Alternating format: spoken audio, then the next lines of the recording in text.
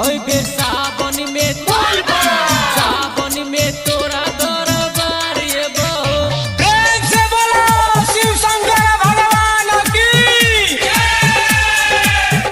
ओए बे सावन में तोरा दरबार ये बहो। मंचला रिकॉर्डिंग स्टूडियो करिहा। भोला कहत सुतल छ पुकार सुनो हो, पुकार सुनो हो, पुकार सुनो हो। बाबा कहत सुतल छ पुकार सुनो हो। ओए बे सावन में तोरा दरबार ये बहो। ओए बे सावन में तोरा दरबार ये बहो। ओए बे सावन में तोरा दरबार ये बहो। मंचला रिकॉर्डिंग स्टूडियो ओए करिहा। बे सावन में तोरा दरबार ये बहो। सावन में तोरा दरबार ये बहो। बनबै कांवरिया कांवर सजेबै, सुल्तानीगंज से बाबा जल उठेबै, जल उठेबै, जल उठेबै।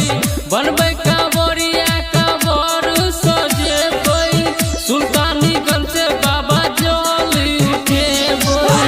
पैदल चल के तोरा द्वार ये बहो। बोलबम बोलबम जपैत ये बहो। ओए बे सावन में तोरा दरबार ये बहो। ओए बे सावन में तोरा दरबार ये बहो। ओए बे सावन में तोरा दरबार ये बहो। प्रेजेंटेड बाय सावरिया म्यूजिक। ओए बे सावन में तोरा दरबार ये बहो। सावन में तोरा दरबार ये बहो। सावन में दर पे तोरा भीड़ होइ छ भारी। लोग सब कह भोला बाबा त्रिपुरारी, बाबा त्रिपुरारी, बाबा त्रिपुरारी। सावन में दर पे तोरा भीड़ होइ छ भारी। लोग सब कह भोला बाबा त्रिपुरारी।